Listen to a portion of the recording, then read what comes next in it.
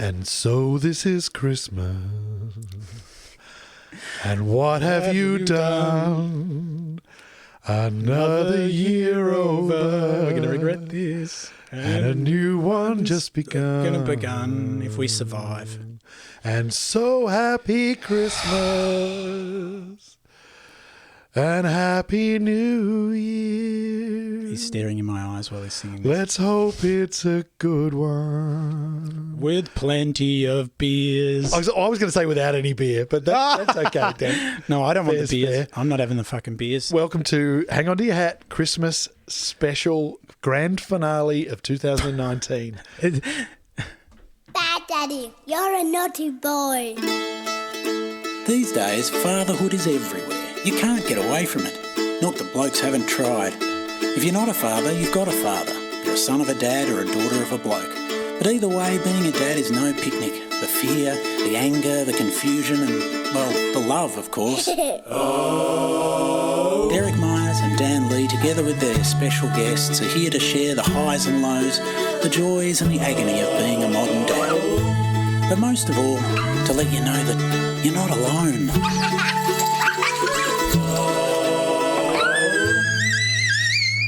Hey, Dan, do you remember the episode Genesis or Metamorphosis?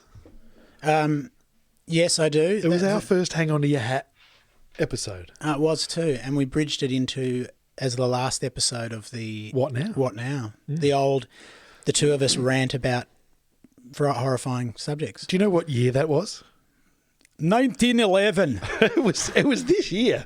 Right. Feels like about a decade. Oh, was it? Yeah. Oh God! That was this year. Have you looked at photos of yourself pre-children and after children? It's like Obama after coming out of the White House. Like, me and Missy look like we've aged Yeah. 40 years. It is. It's like the app.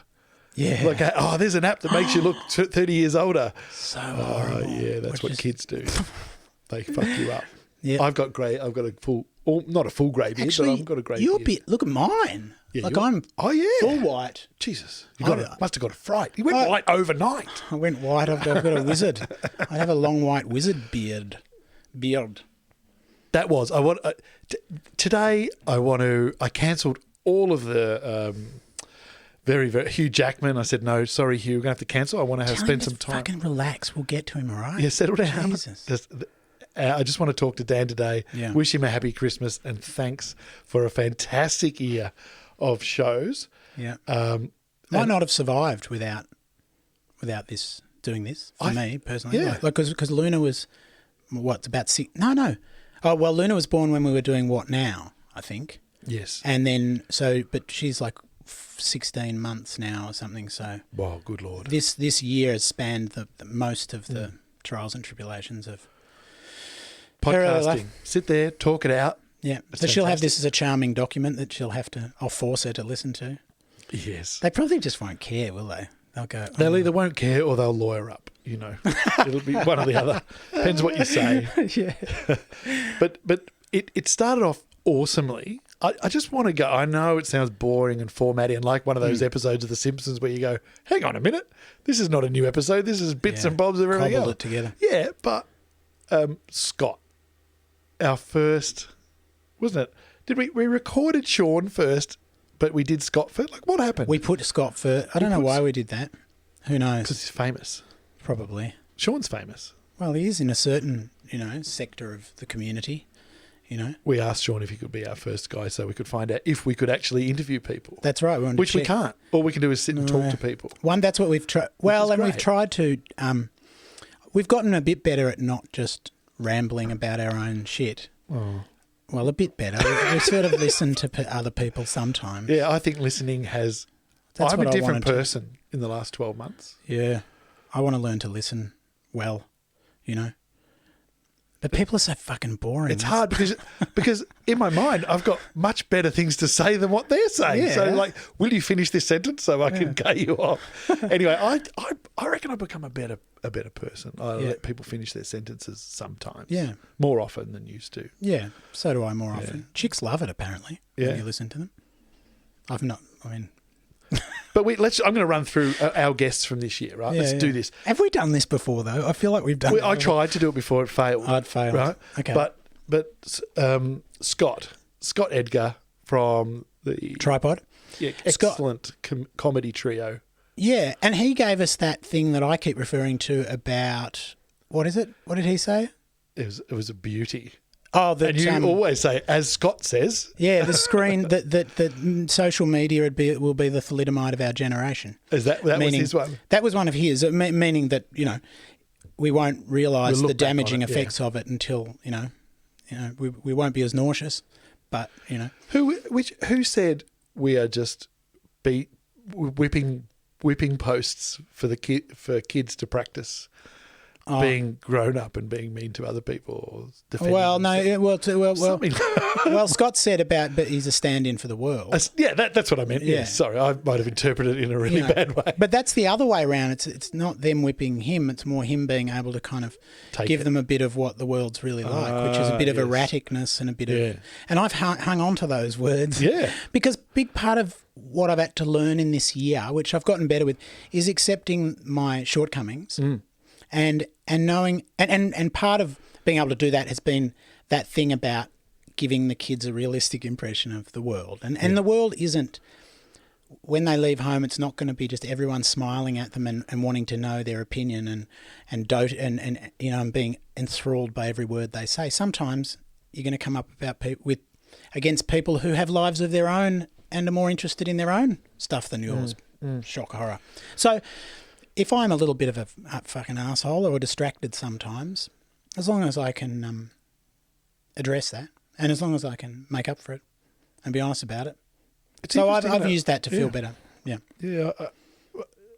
My daughter got Grinched this week. What does that mean? Speaking of Christmas. Grinched is the word that I use for either inadvertently or whatever, blowing out the whole Santa thing. Too soon. She's 9. Oh, as in she found out the truth. She didn't find out the truth, but someone at her school followed her around poking her, realising she was a heavy climate denier, right? And walked around and just kept on pestering her and saying, Santa's not real, Santa's not real, Santa's not real, until she burst into tears. And at bedtime, when she's extra tired, she just lost a complete meltdown. And what did you do? And afterwards, Fiona said to me, well, as long as we don't lie to her, I went, oh. Dude, what we've done is lie. Whoops, yeah. Why change now? But it was like, look, I said to her, look, when someone does that, they might have their own problems, and it's like remote control. They want to feel like if someone loses, how much psych stuff do you want to do with your little kids? But it's like, okay, your friend at school might have more problems than someone running around torturing them about Santa, right? And they just feel they need to control something in their life, and making you cry might be the option. I mean, it's a classic bullying thing. And you know what she said? And this is... she didn't say too much, right? But she said, I don't want to talk about her and what she did to me. I'm upset about Santa, right? And she refused to go down the road. And because she was already on to what I was telling her. Like, the girl at school, her business is her business. And I know it. I know what her problems are, and leave her alone. It was like amazing. Right. I nearly started crying. I was like, wow, you're amazing. But how did you? But you still deflected the truth. What did you tell her? That wasn't then. It was later on at bedtime when it was a meltdown. Oh, okay. But I did. And so she was just focused on being upset. And when I left her, she was whispering, "Santa's real. Santa's real. Santa's real. Santa's real. Santa's real." And she would have gone to sleep like that, trying to reprogram her mind. But you haven't. So you still haven't. No, I didn't go. Yeah, you're right. And Tom was awesome. He's on the top bunk just going, God, who knows? He's in that position where he's made it long enough to be smart enough to go, do not let them know that you don't believe. Yeah, because the presents might dry up. Shit might go wrong. Who gives a fuck about the old fella? I've been on a program for years. I've always said, I said, we get you the good presents. Santa gets you a few things, that's cool. Oh, okay. Right? Yeah. I said to Fiona from the beginning, I said, I'm not raising children to give all their gratitude to a fucking mythical guy who owns Toys R Us, right? Yeah, but one day they'll realise it was you. For the toy. No, they know now. Well, they know the good stuff's me, and I'm open about that. Yeah. I'm not giving away the credit. It's like, I think one of the kids may have been joking, but at tea time I said, like, let's thank Mum. That was a beautiful dinner. And one of them went, oh, let's thank Jesus. And I said, Jesus didn't stand here and cook it. Right. Lazy bastard. I was like, whoa, steady Jesus. Yeah, like, look, I think when they find out and their little old hearts break and that Santa's, the reality, I again think that's not so bad because they have to start understanding that life can be disappointing, life can be cruel, life can be... I mean, we don't want to shield them from... Like people can go, oh, well, we don't want to lie to them ever, so we're not going to do the Santa thing. But the world, in general, what's better to do is to teach them how to have the resilience to cope with all these things that are unpredictable, and maybe people told you a fib and they had reasons, so that they learn some analytical, and it's like learning self-soothing. They have to learn a way to get a philosophical mind about what's happened. Because if they just blame you for the rest of their life because you didn't tell them that, then there's something else going on that's where you've failed. Everyone accepts it. It's like being in the pool. Let's face it. Yeah. It's like, all right, the Let last them year deal with they lied to disappointment. me. Now I'm going to lie to my kids. Everything will be fair and square. When you get in the pool and you can't breathe, your heart stops and your lungs don't work. Yeah. And it's so cold. What do you say to the people that aren't in the pool? Come in, it's nice. Right? In between occasional heartbeats. Yeah. It's the same thing. They pass it on. Don't give them the impression that human beings, and adults particularly, are going to be these grinning automatons that can do no wrong, because that also sets them up for being exploited by other adults, Like, look, my parents were perfect. Do you think so Santa's surely a way this of them guy with the learning- tinted windows... Learning that they're going to get bullshitted too in life and get used to it. Yes, I do. And that's okay. You're going to have to deal with that. You're going to have to deal with it. And that there's not just all lies are bad or whatever. That there's nuance in everything. Yeah. People do certain things and it might have been wrong. Or they might regret it, or they might have been doing it to protect you, or whatever. We already live in a fucking you're with us or against us world, so... Yeah, it's tricky. Yeah. So anyway, all that's good. A big part for me has been getting over the fear of how I'm damaging them, all that sort of shit. I feel different from when we started this in that sense. Yeah, yeah. I don't feel as... And maybe because the good times have been better, and I've been able, when I am... I've been able to spend time with them, focused and good time, Call it magical energy or Reiki or whatever, but wanting... I'm going to go with magical energy. Wanting to be okay, I think gives you joy. If you were some weird hillbilly crazy trash that lived off corn grits and distilled, but you cared and you did your best for your kids, even if it meant feuding with the next family or whatever, I think there's an essence, like a magical property that comes across anyway. So compared to being like, an uber rich kind of person who just doesn't. Intention and context matters. Yeah. And they need to know that. Yeah. That nothing is as it appears. Yeah. Nothing is simple. People aren't simple. It's like people aren't all villainous. And, this is how you get these villains in history, is when you either believe that people can do no evil, like that good people aren't evil or evil and evil people aren't good. Yeah. That's so dangerous. It allows it all to happen. When you realise that everyone has the potential, given the right circumstances or the right belief, it's like most horrific people. Well, I don't know about it. There's probably a line, but most people think that they're doing the right thing. Well, I guess as warped as it might be to them, they might think that they're the master race and that's the right thing. But in their head, they think they're doing the right thing. Yeah. Not all of them, maybe. Look, I don't know, but I just don't believe in the simplicity of evil. Put it that way. Yeah. And anyway, so kids getting an understanding of the world slowly, gradually through you and your shortcomings is probably a good thing before they learn about Hitler and Well, Idi speaking Amin. of kids getting information about the world and themselves as they go on, our second episode Oh, that was beautiful. Sean, did you like my segue? That was lovely. It could easily be an electronic device you stand on, and as you push forward to go forward in Canberra, right? Sean, that was awesome. Like Sean came in and we talked about his father and Vietnam vet and things like that, and how he'd died when Sean was relatively young, not a kid, but a young adult, and that was amazing. But then it went on to the fact that he was a sperm donor, and opened up a whole nother voyage of education for me. I don't know about you, but and then the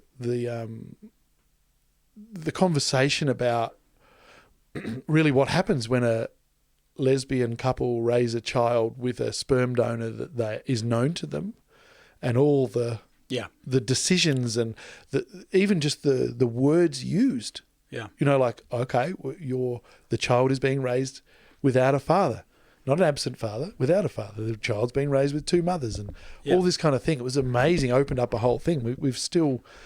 It's different for everyone. Well, I think they've had another baby since then. Yeah, and from the same batch or the same. I think the upshot of that episode was that the people in that situation have to put a whole lot more thought into having a child than. That's the thing, isn't it? You're not just it can't be an accident for a start. It can't be a brief decision. It's such a lot of effort. Yeah, in all this, in IVF people, the same thing goes. Yeah, but yeah, what else did I take out of that? It was pretty. I guess it really opened up the variety of different ways to. Yeah. Sow a seed, I guess, not just techniques, but no. Different types of fathers. Like, my God, I thought, oh my God, this is going to be bigger than Texas. And I've chatted with a few double dads in England who adopt and stuff like that. Yeah. And chatted about having them online. And obviously been a crazy year, which we'll get to later. But we haven't got round to that yet. But 2020, we'll be laying down some pretty amazing interviews all over the world. That was awesome. And just all that I enjoyed all of your family all this year. Let's just cover them all once. Yeah. So, your father-in-law, I think, came first. Yeah. And your brother. Dr. Higgins your brother was first. My brother a couple of times, Dad a couple of times. And it was great to get all these different angles from one thing. I think it created a better picture from a grandfather's perspective, a father's perspective of young wild boys and what you do. Yeah. And it personally gave me some insight. You know? I heard stuff, and we had a lot of conversations because of this podcast going, outside of this podcast. But and I'm sure we've talked about this before, actually. But that was really good for me, just personally. Yeah. So and also the single dad kind of what would you call it? A split up.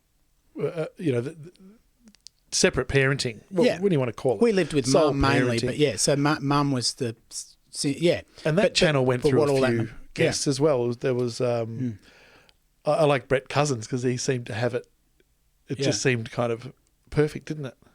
Yeah, and I thought Missy and I were talking. We have to get him back on the show. Make sure it's still perfect. We were talking about that the other day, Missy and I, that because we've started to divide and conquer a little bit, especially when they're sick or there's difficulty, because what we've realised. And you have to kind of be a bit grown up about things to realise this, but sometimes it is easier not to have both of us there. You've got to keep your powder dry, keep one person fresh.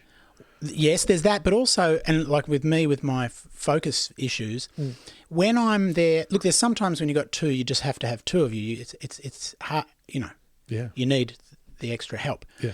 But sometimes it can be easier, especially if it's just one of them, because when the disadvantage of us both being there is that when I'm trying to spend the time with Sammy and Missy's there, it's just more headspace. I'm concerned about her as well as about him. I'm concerned about Luna, and they're just taking up space in my head where otherwise, if it was just me and Sammy, you know what I mean?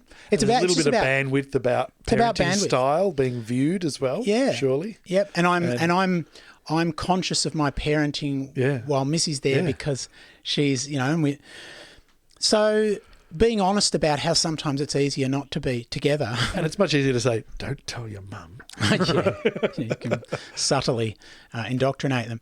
But that has been useful. We're starting to do that a bit. Sometimes it's easier to just, I go with Sammy for a couple of days or whatever and split that up. Yeah. Yeah. And that's based on what Brett was saying about being a single parent. Yeah. There's upsides to it.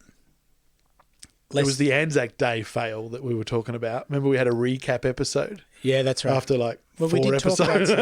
We did talk about some of these, though. That's why we should talk about the later ones. Yeah. So I'm going to run through. Then we had Ben Tuffy Lee for his first time, and Jason, my brother-in-law. That was awesome because he was talking about... Grew up in the circus. He grew up in the circus. Well, that was a surprise to him. He was like, I remember 3/4 of the way through, you went, why haven't you told us this before? He had some amazing stories about the circus. But he's been raising 3 daughters, not on his own, but his wife has the big job. So he's Which is interesting because he was raised by women. Yes. Mainly. Yeah. Very few male role models in the circus. He was raised by women and now he's raising 3 girls. Yeah. That was fascinating. Yeah. Obviously, people can go back and listen to all these too if they haven't heard any of them. Yeah, it's a really good one. And also moving whole countries and different education systems and stuff, and dealing with when your kid's in a education system like in Singapore, and the kids are getting hardcore pressure to tears, at school, the academic system. Coming back here and what do you do is fascinating. What do you do? Do they end up cocky? Like I know I went from a really hardcore school to a more caring, easygoing school. Yep. And I learnt that day that I didn't have to do anything anymore. So it was damaging. So I'm acutely aware of that as well. The danger of being, smarter and being an irresponsible, cocky prick. But that was awesome. Tuffy talked about suicide too. That was interesting. Oh, maybe that was the second one. Yeah, we talked about those sorts of. He came back to talk. Yeah, those sorts of issues inside families and how you deal with talking to kids about that if that happens in a family or even just depression or. Well, something, and that brings me right across to our last episode with Daniel Donahue. Yeah, that whole thing about your kids. Eventually, you have to discuss stuff that you don't want to discuss. And that was a difficult episode, but awesome. I got so much from Daniel. It's very good to talk about that stuff. I think it's hard at first, but it does us good. He lost one of his children. One of his kids died. He had 4 boys at the age of something like 14 or something like that. So, and then it was interesting because the other boys are all very different ages, from 5 through to 18 or something. Yeah, 17. So he couldn't shield them from the unpredictability of death and all that stuff, and so he went into it, tried to go into it with as consciously and as he could, and the different ways the different aged kids deal with it. And I'm so. You know what? I keep crying because. My son's just got into Fortnite again, and there was a moment. I'm gonna go again now, but there was a moment when he said, sometimes I just open up Fortnite and play it as he would have, and it was like, oh my God! And when my son's going, oh, can I have one more game? And I go, stop it, asking me for more, and then I go, oh, hang on a minute, I'm lucky. And it's beautiful to see someone. I'm so impressed with Daniel and his boys and his family and how they've dealt with it, because I don't know, I just find it hopeful when people can not avoid these things and try to kind of, they haven't tried to forget. And a huge thank you. I know this is good, sitting here is good therapy, but also a huge thanks to him for coming and sharing it, because it's helping everybody who listens to it. Yeah. And just go, oh, this is how it can be. This is let's enjoy every moment, sort of thing as well. Yeah, and exactly, and look at what's really important, and that he sort of really challenged all that stuff about endings too, and what's this is the real thing and this is the unreal thing, and you avoid this, you do that. It's all, as soon as you're a father of a child or you're the child of a father, whether you are alive or dead, you're both. Yeah, you are connected forever. You are alive to each other. Like if I die, when I die, hopefully and presume. Well, they won't be able to avoid it. I remain part of their existence. Yeah. And in a way, actually letting yourself kind of celebrate that and promote it helps keep you kind of. It helps. It just helps. It seems as painful, and not shying away from the pain. I mean, he was in a situation where you can't bloody avoid it. I mean, this is... Well, that's it. I mean, if you're... Yeah. If the official time to stop believing in Santa is when you're 12, Right. there's no official time No. to stop believing in eternal life. Yeah, Well, yeah. I know. All right. So, all right, most religions do believe that, but Yeah. what I mean is immortality. Yeah. So you can get it, you know, Yeah. and if you're not ready, then you've got a very difficult conversation on your hands. Yeah, yeah. And that was followed by Anthony talking about mortality and death and his illness. It was amazing how, because we did Anthony first, which was also not an easy one, but but his not so much matter of fact, but it's like, well, this is how it is. He's someone who's been, when we were talking to him, It takes a sitting- long time in your own mind to get to that point, though. That's what I think. Right. You think, oh my Yeah. God, that guy's just cool with it. No, he's not cool with it. He's been embedded It in is what it is. this thing. And sitting here with him, you have that sense that of how it really is going on for people. Yes. Well, the rest of us are shielded from it, but he's been in the company of death one way or another for the last 7 years. Totally all the time. And he, as he said, he went through all sorts of stages and things with it, but he talks then with a candidness and a kind of a sort of enviable acceptance that is quite extraordinary. Well, what I don't envy is the journey towards that Oh, God. acceptance. No, right? it's- and it's- also the illness. But again, look, most people who've dealt with, extremely difficult things come out with some kind of, it's a hell of a price. Yeah, yeah. But, so that was really good. Yeah. All that stuff helps me anyway. And I loved having like the oldies that we've had in. Okay, Warwick's probably not that Oldies. much different from my age. Yeah. Right, but he come in, he's got adult children. That was great to have a chat with him about that. And Yeah. just fresh out of that journey. Yeah. You might talk to Terry Lee and Dr. Higgins and stuff like that, but it's a fair while now since they've been through and that. And it's a different world. Like he's fresh out of that journey with Facebook, with, computer game, with all the latest traumas that you have to face up to. That was great. And I felt for him with his regret that his, film and television careers make it really very difficult to be around in any reliable way. And he had very open and honest regrets about that. And yeah, it was hard. It's because your yeah. instinct was to, I don't know if you felt the same, my instinct was to go, no, you did that's Yeah. how it is. You did your best and rah, rah, rah. But you don't know. yeah, You don't know, do you?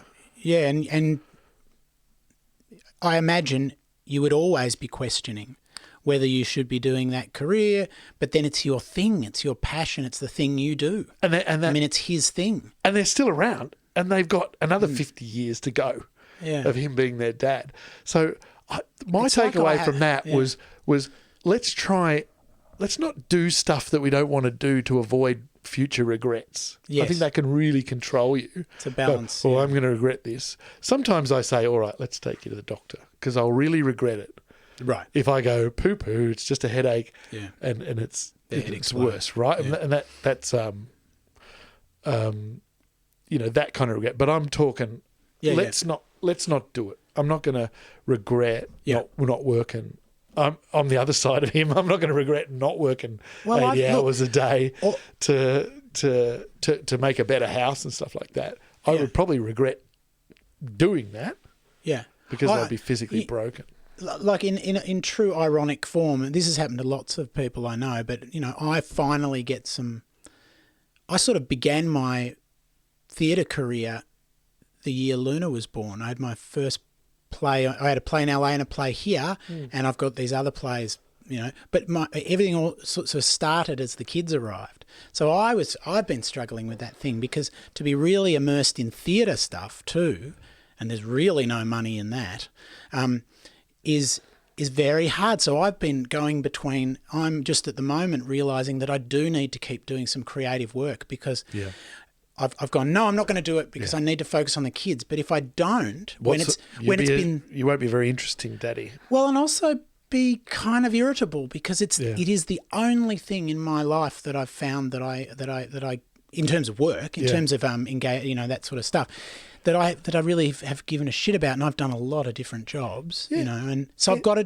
balance that somehow. If I don't do it at all, I'll be a cranky asshole. But as long as this line of this train of thought isn't all about avoiding regret. You're looking for results, not lack of regret, because it's not about you. It's about Luna. Well, that's right. So we spend a lot of time thinking about how we feel about that was our my kids. Takeaway from that.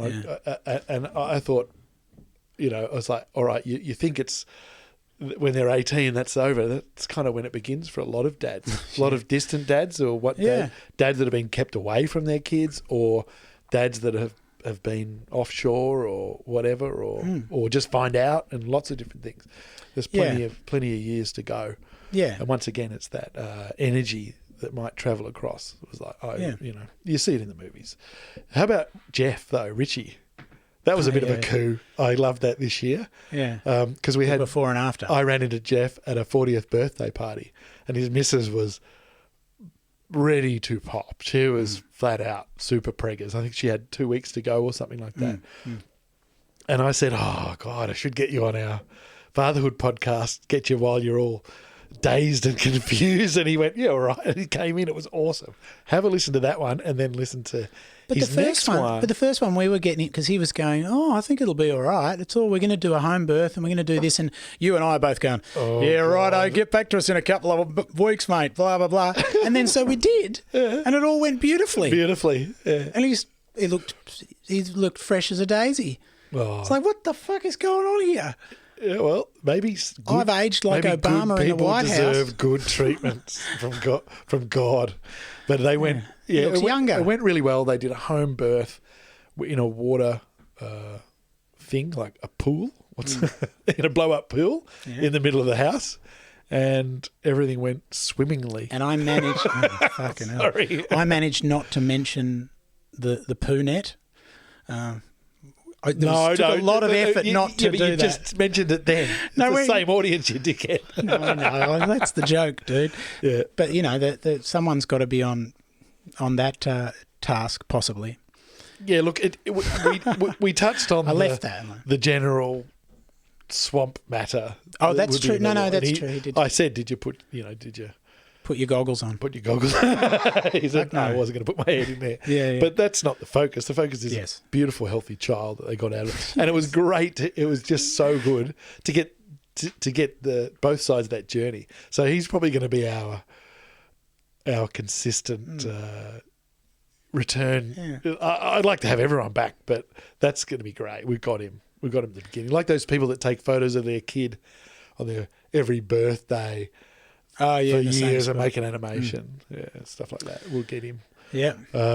We talked about Anthony. That was amazing journey.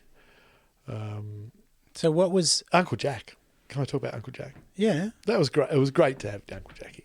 Yeah, he was releasing his book, so he was available to have a chat with us, and you know him. He was in your play. Yeah, and.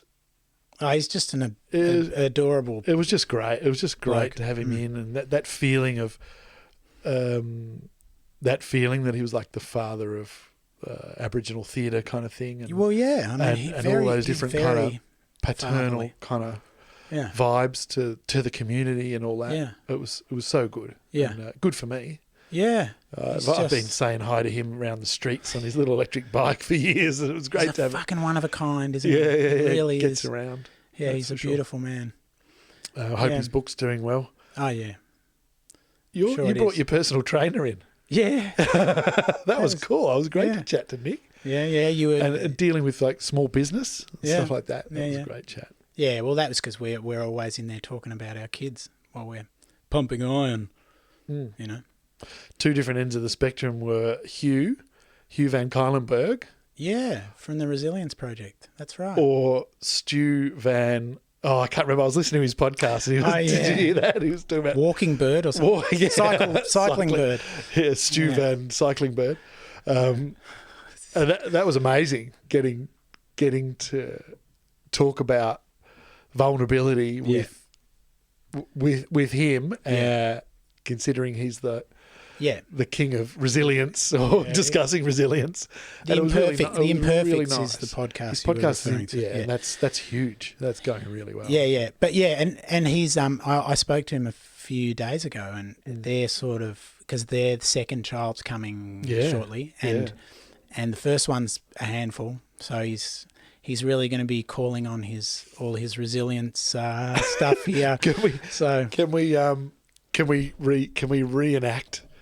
I'll be him, and then I'll jump in as me and you. Ready? And you can be in it, and we'll reenact. Ready? Oh yeah. Ready? I'm trying to think.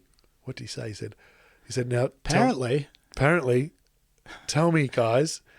Will the second one be twice as hard as the? No. He said so. Apparently, the second one's can be twice as hard. No, it's twice as hard having two. Question. Yeah. Is that right? Is that right? And we said no. No. It's 4 or 5 times as hard. Yeah. And his little old heart broke. That was terrible. I felt genuinely bad about that. Oh, it's all right. He'll be right. He'll be all right. I'm staying in touch with him. The first one's build up more calluses. See, the thing with Hugh too is that he's about vulnerability, and he's about being very much himself. He's not trying to pretend he's sort of the anti Tony Robbins. Yeah. In a way. Well, he's certainly not pretending to be, all powerful and all knowing. I mean, it's the opposite. No. But the problem with that is that you're still then having to go up in front of other people, lots of people. There's the pressure of being someone that people listen to, but you're not talking about how perfect you are. Do you know what I mean? If your whole thing's vulnerability and not being, then that's what you are. It's going to get harder and harder to justify hiding any of that. So he's going to be an open book, I think, as he has a second kid. Therefore, he may come in and talk to us again. I hope so. It's always good. Maybe he'll come and say, "You guys are full of shit." It's only 1.5 times. Let's hope he has the Guy Ritchie effect. Jeff Ritchie, not Guy Ritchie. The Guy Ritchie effect, and the second one's a breeze. Yeah, that'll be the case. Going back again, I'm going to run through it. Pip Norman from TZU. Oh yeah, he's having a musician engineer. That was got some stuff, some interesting parallels about trying to run a business. Yeah, trying to work it in to parenting, active parenting, a business that's audio engineering, which is sort of similar to what I do here. Yeah, and that was great to hear all that stuff and chat with Pip. Yeah. Thoroughly enjoyed that. That must have been just after we spoke to Jason. No, Mantra, Rob. No, that was before Mantra. Oh, was it? Yeah. Oh, okay. Yeah. Yeah. So the week after we spoke to Mantra, which was great. Yeah. So he had a new baby. Well, he had that extraordinary experience of his father getting sick and dying. Oh, yeah. Just prior to him having his first child. Yeah. His partner, who had just started seeing, basically his father got sick almost immediately, and so he and her, kind of in their early stages of their relationship, was spent in this kind of intense period of, of him dealing with his father's end of life story, and then having their kid. So it was a very, and that story was what made me wonder, and also his, once again, like Anthony Breslin and Daniel from last week. I think that's what started me thinking about people who write or people who create, and in some cases us now talking about stuff. Get your mind active, like it's like a muscle. It's like suddenly going, if you suddenly do rock climbing, your arms are going to hurt, right? Right. Yeah. It's active, so they it just started thinking it's like a young rapper. Right. You think a young rapper would have low coping skills because they're rap. What are they doing? I don't know, what do rap people do? But then you realise that, no, it's a young creative, a writer who's processing words, things that happen, observing the world.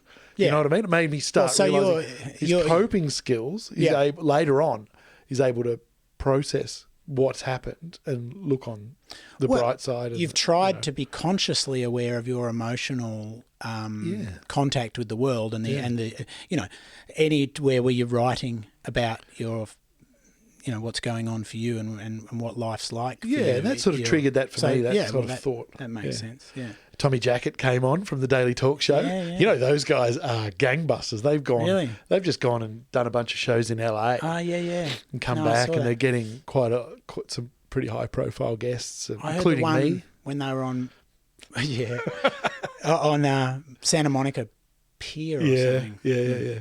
But they do their thing, and they're awesome. I like to hear them just crapping on. I've become addicted. Sit in the car in the morning and just listen. Yeah, I got to go in there and just wildly make up some shit. They want you and me. They want you and me in there. Yeah. And to do a double team. Maybe old versus young. I don't know what their plan is. They'll put you under the bus if they get the chance. You mean like old, me young? Right. Already hard. Go easy on yourself. Tommy was great because, I get to hear about his parenting journey through things that he says on his podcast. But then it was great. Is that a baby bottle? It's a baby bottle. It's a fucking hell, Daniel. It's got my medicine in it. Some dignity. So sitting here. Baby bottle's got measuring things on it. It was great to hear Tom sit there and talk with us about that. Yeah. Because we're parents and that's what and we're he was so full of ideas and hope and kind of and courage and positivity, which is quite shocking to Generation Xers like us. Thoroughly recommend who have thrived on cynicism and Tommy Jackett. And check out the Daily Talk Show too. And Terry, the boss of the Lee clan. Yeah. The old man. The old man. That was great. And it was, you know what? That was a great chat. And now I'm glad, but it was only, I think, at the end that I kind of realised, because we did that thing where I go in naive journalism, I call my laziness, that he's a child psychologist. Yeah. And was part of the team that were putting together different types of schooling and stuff. That was amazing. And he felt, I think, after that as well, he had more to say about some of these topics, which brought him in later on, which was great to go into that stuff. Yeah, and the interesting thing about the difference between just having a chat with your dad at a cafe or at Christmas or when you go over for dinner, and the difference between that and actually putting a microphone there is that for some reason, and because you were an outsider, they phrase things and tell stories in a different way, and suddenly you get stuff that they probably assumed you already knew, things like that. Yeah. So I thoroughly recommend anyone out there to, before their parents get too old, go with a microphone. Yes. And record. Don't just go and say, "Tell me about your life," because they'll just make assumptions. But as soon as there's if they'll do it, you have to guide it. Yeah, and if there's a microphone and there's a very subtle topic, innate thing of this will be heard by other people possibly. So they give you a bit more specific detail than they otherwise would, and you'll get even if you never show it to anyone else. I did that. I took my dad's quite old and he forgets things. Right. And I took microphones out to him. Yeah. Partly to try it out, like a guinea pig. I was visiting anyway. And I did the same thing, but you've got to guide it because they go to the same stories. Yeah. And exactly. All this shit that no one had ever known came out. Not emotional shit. No. Like I admit it. I did not have the courage to push for interesting content, and I wasn't looking for any emotional feelings or anything like that. But it was amazing to hear to really keep guiding it back. Tell me, but to really do that interviewing, I was just practicing on him. Yeah. But I got some stuff on tape that is amazing, and it's about the history of very good thing to do. How it explains a lot of things, even without having to discuss it with him. Yeah. It explains a lot of things. Like his father's and his father's father. His father was marched down at the age of 14 and forced to be a Fitter and Turner, and his only passion was working with wood. And Fitter and Turner is metal. Oh, right. And he had yeah. to do it. And So it's about which queue you joined, I think. It was Billy amazing. Connolly said. Yeah. But and that was amazing. And I backed Danny up there. I thoroughly recommend chucking a microphone. Yeah, in before front of they your go, parents. you know, because you might never use it, you might never listen to it. But if nothing else, you've made that, and I reckon they probably really, they might not say it, but they appreciate that you give a shit. My dad said, "Wow, that's amazing. It was great to tell." And plus, with we'll call it forgetfulness for now, right? Yeah. With that, there's a thrill in being able to talk for an hour Yeah. without anyone going, Shutting it trying down. to get, shutting you down for telling your stories for a start. Right. But also without anyone putting pressure on for you to remember anything. Oh, yeah. Because you're driving the train, and if you're smart enough, you can guide them to Yeah. let's stick to 1950, Yeah. the 1950s, right? So jazz. Well, that's what I mean about it being blah, blah, blah. focused, you know. Yeah, it's amazing. Yeah. Bobby Flower. Oh, yeah, he's a I cracker. had a great time. I had him on funny What guy. Now? I've had him on the Good Paddock. He's got that great I love Bob. accent, yeah. great comedic But accent. it's amazing to hear his stories in and out of Yeah. like, because I've chatted with him a lot. I don't know what was on the show and what wasn't, but it's just great to follow his journey with his children Yeah. as they reach adulthood and his pride in them and what he's taught them, and now his And then next part also, of his what do you journey. do after that? Like, Exactly. suddenly you've got wow, I could actually do this or that. You know, Do they define me and now I'm lost, or Yeah.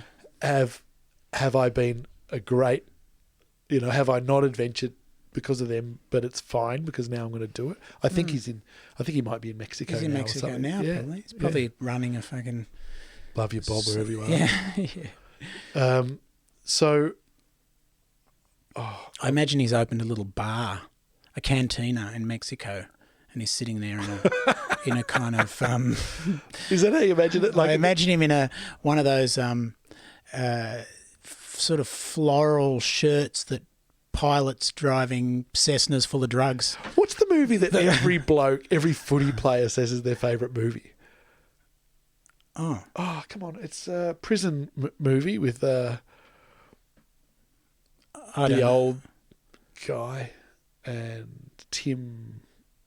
Oh, yeah. Shawshank The Redemption. Shawshank, right? Every footy player's his favourite movie. But at the end of that, is that where they're on an island? They've got away and they got all the money, and that's how I imagine Bob sitting on that island, sitting with a couple of escapees that found the loot. Yeah. Anyway, that was great.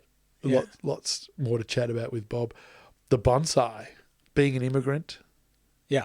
right? Canadian Jeff, Being bonsai a man. Canadian bonsai guy, and the parallels was great fun.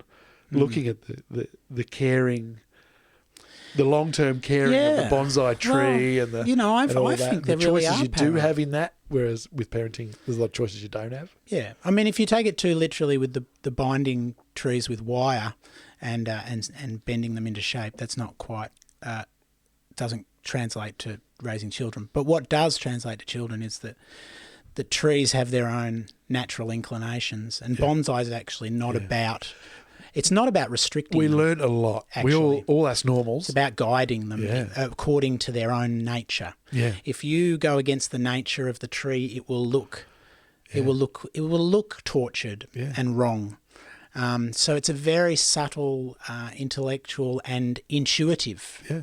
Intuitive. So Dan knew this, listeners, but I think you guys and me all went on this journey of thinking that might not be a good metaphor for parenting because you're binding, and then by the end of it was like, oh, right, okay, so it's not helicoptering and There's it's a not great- lawn mowing. Have you heard the new type of parent, lawn mower parents?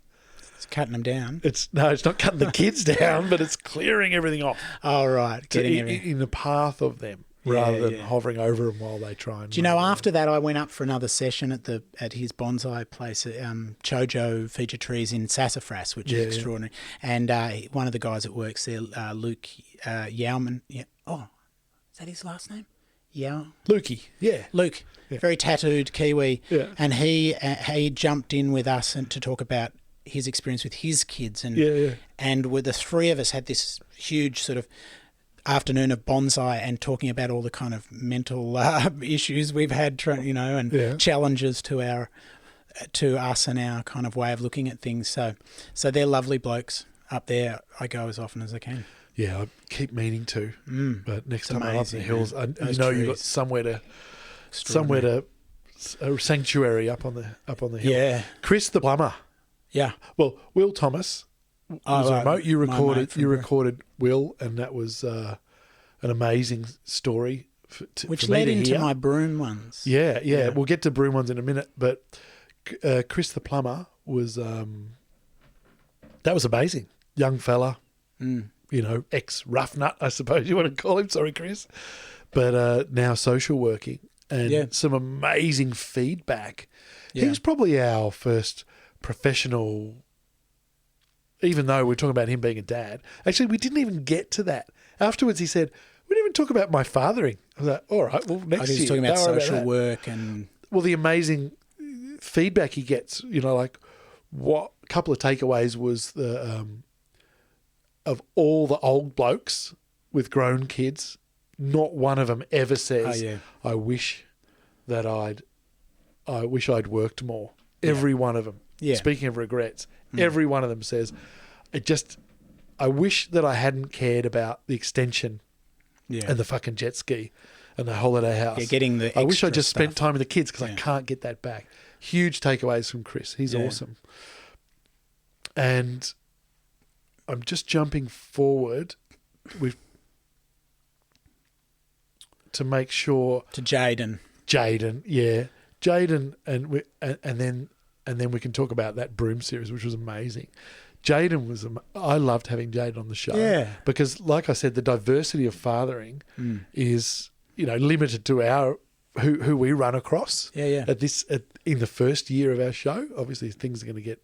He seemed to kooky really next have year. his priorities right. Didn't It was he? amazing. I saw him yesterday. He He was back for doing a bit of work, and he's doing some teaching, some little course somewhere in Melbourne. He's come down to teach a little class of people somewhere. Speaking of or something. resilience, because he seems to What be a doing plan. everything for the right reasons. He Oh.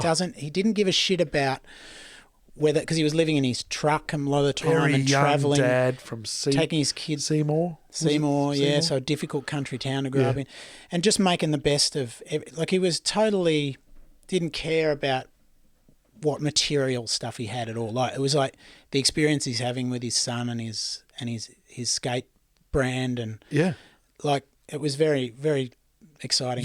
Someone's going to go Yeah, all right. Well, because it won't and you matter see what at this young age when some people might go, he lives in a van. What's that? because it won't matter You go, what he wait achieves. a minute, but he's doing everything in his life for his kid. That's bigger. That's bigger than working 60 hours and having a mortgage. There's nowhere to Huge. fall. There's nowhere to fall. Oh, it's awesome. Because he's not Debt free. he's happy with what he's got too. Yeah. He's not seeking anything other than experience and connection. Rather, that was great. I suppose you have to be a certain age though to do that. It gets harder as you get older. Yeah. To have less shit. So The Broom series.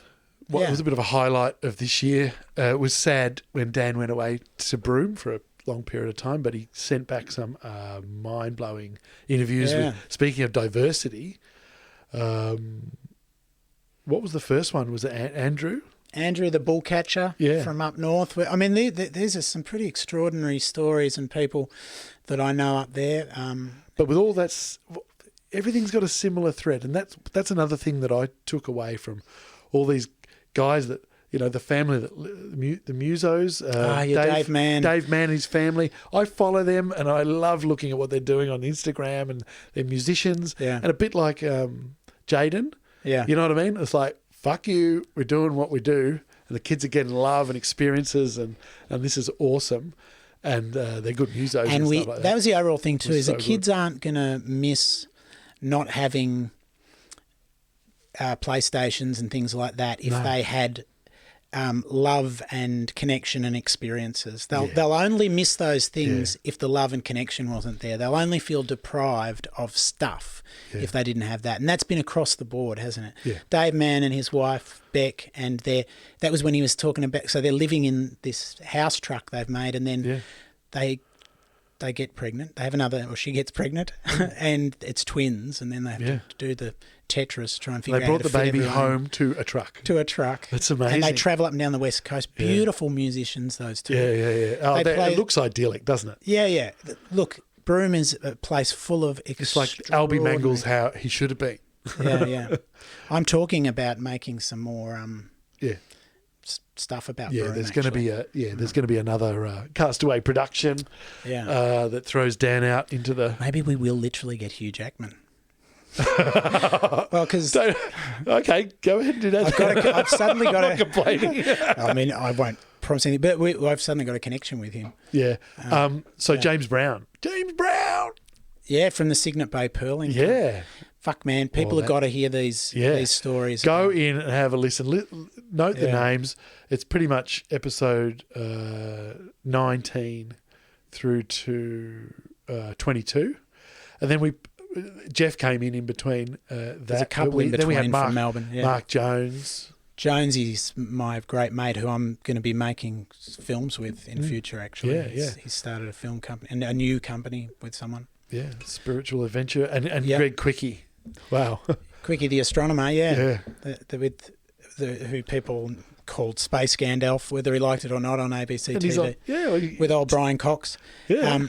Quickie's a man, again, a one of a kind. I went and met him on the beach at the end of my stay. That was sort of the epicenter of my difficulty with Sammy. Yeah. And that whole time in Broome, I was really dealing with some anxiety and some mental health issues. Yeah. And having those, so it was very useful. I mean, it was just lucky that I had it was great for my microphone. It was an honour for us all to be able to hear this I think journey. You can hear that I was losing my mind a little bit. But those guys stepped in and were really helpful and supportive. I'm eternally grateful to those blokes up there. I'm so lucky. It adds an extra. It just adds an extra specialness to that series. Yeah.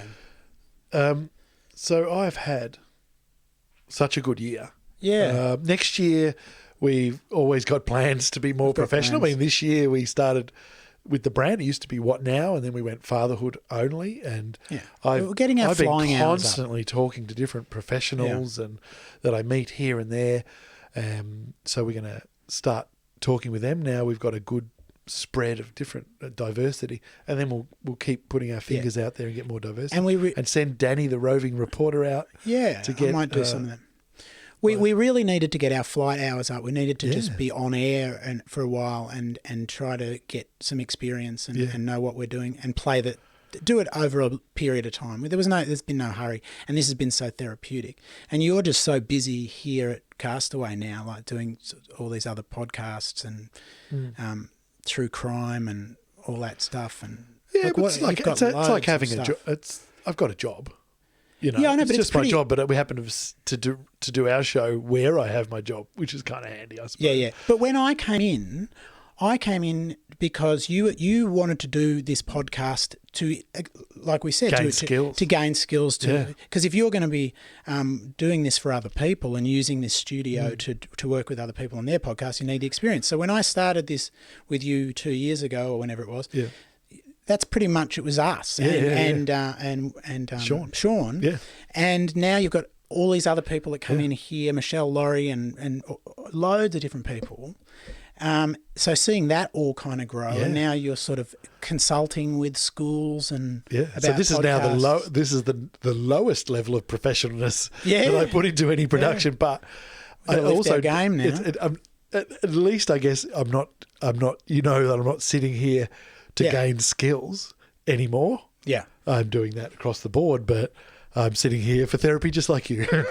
But see, you've also been doing parenting, some editing and producing that's been great too. I've been doing some awesome gigs. And so then next year, hopefully, my hope is to then just keep our kind of candid style, but find some more challenging setups and techniques and bit more produced. I mean, you can do some of your tricks and things you've learnt. And there's loads of ideas. Yeah. And what Dan might not know right now, but later today, he'll be breaking ground which is an expression meaning the first shovel going into a building Yes. project, on our first narrative radio play that we're going to be recording here. Oh, wow. Yeah. I didn't know that. No, What have I got to do? I haven't got anything to You're do. writing it, Dan, and you're also in Okay. it. Oh, Jesus. Excellent. I forgot to mention that. Didn't I send you a text? No. Yeah, you we didn't. get narrative. It's the next big Wow. thing, and we're I'm on it. And we've got a good playwright on the team. Let's milk him Yeah. Okay. in a metaphorical sense. Yeah. Happy fucking Christmas to your family. Yeah, you too. Is Santa coming? How does it work at the Lee Higgins house? Yeah. Look, we're doing all that. We're doing you put the Sock? you put the ladder on the grass overnight in the backyard, and then you pick it up before the kids get up, and it looks like sleigh tracks. Get fucked. There's a tip for That's you. a good- oh, too Dr. late. I Higgins think used to it's do too that late for that. because it flattens the grass, and you've got these two Brilliant. lines where the ladder was, and you can say that's the sleigh when it Yeah. landed. So there's a good one. I've done a few things like, eat the biscuits and stuff and Yeah. leave the top of the Yeah. carrot and stuff. Like I wasn't really that interested until we started thinking. What about about the it. And then potatoes? It's fun, isn't it? You know about the potatoes? No. So the idea is this is a punishment thing. So, they have a stocking that has the shit in it. And I've said that you should, the shit landfill presents that you Right, should right. buy, Oh, yes. right? Yeah. So they put up their stocking and Santa fills it. And I've been lobbying for years, as I said before, that Santa brings the stupid shit. Yeah. I bring the fucking good shit, the bicycles and stuff, right? And that way you don't have to bullshit when it comes down to warranties and receipts and, taking it back and getting a different one. It's like Santa's got this reciprocal deal with the bike shop. That's Kids weird. will overlook all that. Yeah, evidence, they're won't happy to, aren't they? They're happy to overlook But all that. the stocking thing is the potato things. Like, you can't say, although I do, right, one more time, and I'm cancelling Christmas, right? You're not going to do that because no one's going to let you. It's impossible, right? It's an idle threat. But it's the potato. So, right, that's it. That's a potato. And what it is, it's one less toy. You get, and in their in their stocking, you get what you want to get because I can't stop Fiona buying stupid shit. So you give them a little reminder on Christmas Day. There's a potato. Remember that time when That's you three had a toys you meltdown? might have got.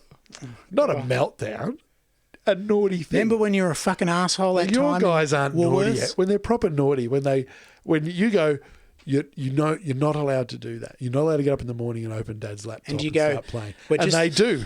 They've decided I know. it's worth it.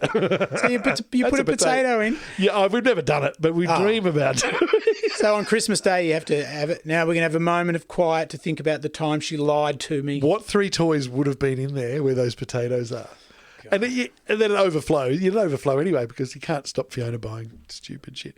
Like last night, she goes, I've just got an email from the basketball club and there's hoodies. We can order hoodies. Shall we get some hoodies? $55 each to buy a hoodie each for the kids. I'm going, Fee, get your head around this. You're saying, shall we spend $110 on Christmas presents for the kids? That's how much it should be for their big present. Yeah. It's not. Clover's getting a fucking $400 bicycle, but that's another story. Yeah. But do you know what I mean? Like, Yeah. I can't rein the missus in. She just keeps rolling. It's on. hard. It's hard She goes, to. Tom rein would it love in. that. I said, but Yeah. we've already got him a present. Oh, look, we do it too. Or they're It's going to end terrible. up like you. She goes, what do you mean? You know what you're like on your birthday. Give you a present. You go, wow, thank you. And you're very nice. Give you another one. Oh, thank you. The last present, you're looking around and going, where's the next one? Fiona does that. Get Kids. accustomed to it. Yeah. I love the It's way like, more, kids more, on more. Christmas. I love the way kids just open shit and then just put it down. They don't even. They open it, put it straight down, grab the next one.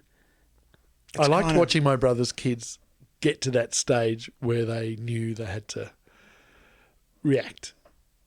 It pays right. to react. Go, thank you. And it's real hammy at the beginning. Like, I can't remember what age they were. I don't think my kids bother with it, but it gets really, at first it's really hammy because they're they're more impersonating That's so grandma. much what I want. Oh, this is wonderful. Scorched almonds. It's exactly my favourite thing. Dad wants Although I them. can't eat nuts.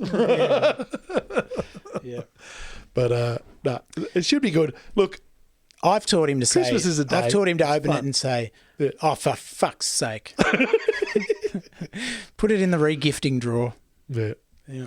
Train them up. Have you got a regifting drawer? I think Fiona has something Where you she puts things in. Presents that someone's given you that, you know, and they would have come out of their regifting drawer. When you've shown up at a Christmas party and they didn't expect you or something and you get the little thing. And Fiona's got a cupboard with some weird shit in it. And Yeah. if I was to do that, I think I'd have a notebook. So you don't give it back to the same person. Who gave it to me? Because I don't have a memory. My grandfather gave Dad back the book he got the Christmas before for Christmas. My dad's given me books going, oh, here, I don't know where this came from. You probably gave it to me, but here, I'll never use it. Like, no, and cool. my grandfather... I only bought it because I thought it'd be cool. My granddad used to... He'd go, oh, that's very nice, but I'll tell you what, you hold on to that, but there's a book in your bookshelf I saw last week. Oh, well, perfect. I'll take that. You hold on to this. Give it to someone Perfect. else. Good on you, Grandpa. At least it's honest. Yeah. You know. All right. All right. Love to the family. Love Yep. to y'all out there, and get ready for some cool action.